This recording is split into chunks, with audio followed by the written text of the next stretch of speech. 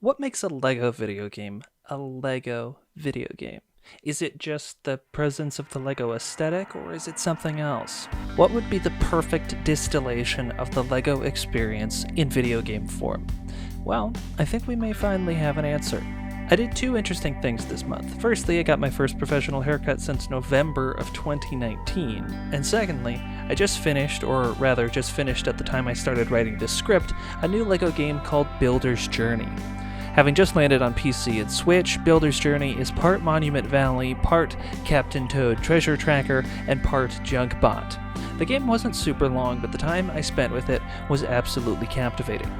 Developed under the working title Lego Art House and originally released for Apple Arcade in 2019 and released on PC and Switch in June of 2021, Builder's Journey was brought to life by a small team of devs that make up Lightbrick Studios. Only a mere 14 developers as of June 2021, Lightbrick Studios and Builder's Journey are unique beasts in the long history of Lego video game development and the even longer history of the Lego Group itself. Originally formed internally at LEGO as the first truly in-house game development team, not counting Playwell Studios, who were not originally LEGO employees but rather a team of former NetDevil devs behind the final iterations of LEGO Universe who were bought out from Gazillion Entertainment by LEGO in 2011, Lightbrick Studios, after the critically successful launch of Builder's Journey on Apple Arcade, became an independent game studio in late 2020 with the help of LEGO Ventures, the investment arm of the LEGO Group proper. Builder's Journey was the product of a deliberate effort to strip LEGO games down to their barest form. Unlike the action-adventure format of LEGO's recent titles, almost all helmed by the UK's own TT Games, Lightbrick's creative director Karsten Lund described the studio's 2018 founding as a small experiment to see how close we could get to the core promise of LEGO Play as a digital game, adding that, "We believe that LEGO bricks are beautiful, and there are still so many more ways they can be used to express ideas." And if there was ever a game that perfectly encapsulated the design philosophies behind it, it's Builder's Journey. Not only is it arguably a perfect LEGO game, both in artistic presentation and the use of the LEGO brick, it is truly a beautiful game. But Builder's Journey is not the first LEGO title to tackle this kind of building puzzle formula. 2 decades before the PC and Switch launch of Builder's Journey, New York-based developers Game Lab launched their own builder puzzler on Lego.com in the form of a little game called Junkbot. Now, I've been wanting to make a video about Junkbot for a while, and this seemed like kind of the perfect opportunity to do this little tie-in tangent. Both games function on exactly the same gameplay formula. Get the player character from point A to point B using only LEGO bricks. You don't control the characters themselves, only the means of building their paths from start to finish. Now, if you visited the LEGO.com website during the early 2000s, you are already more than likely quite familiar with the coy demeanor of Junkbot's eponymous protagonist. And you likely won't be surprised when I tell you that Junkbot was one of the most popular browser games available on LEGO.com in the years after its 2001 release.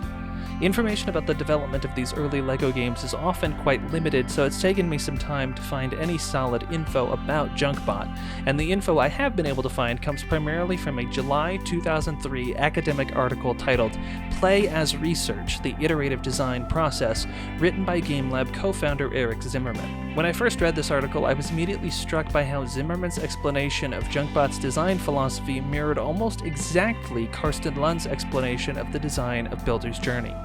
Zimmerman said that, "As with most Game Lab projects, we began to design by identifying the project's play values.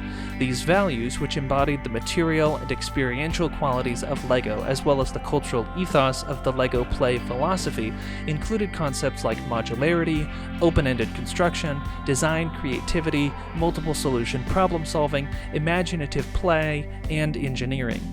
Using these play values as our limiting parameters, we brainstormed a number of game concepts, echoing Karsten Lund's synopsis of Builder's Journey development that, in slightly fewer words, we made it our mission to put classic LEGO construction play in the center of the experience."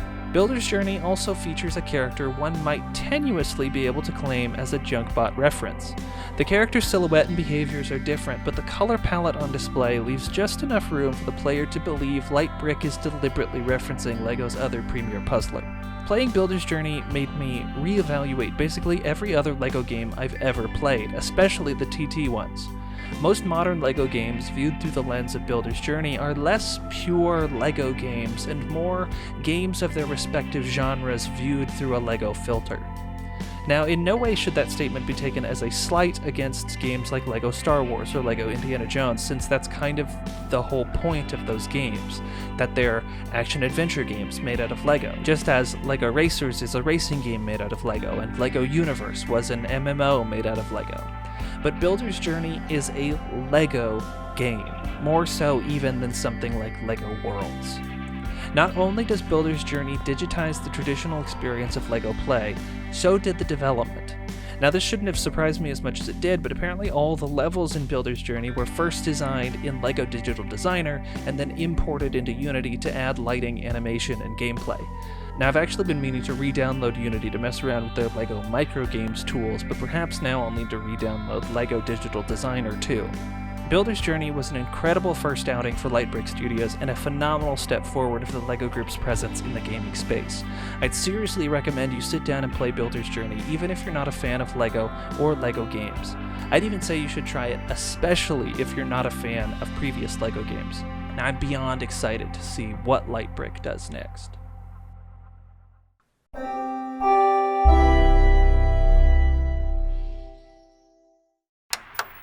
Oh, hello there.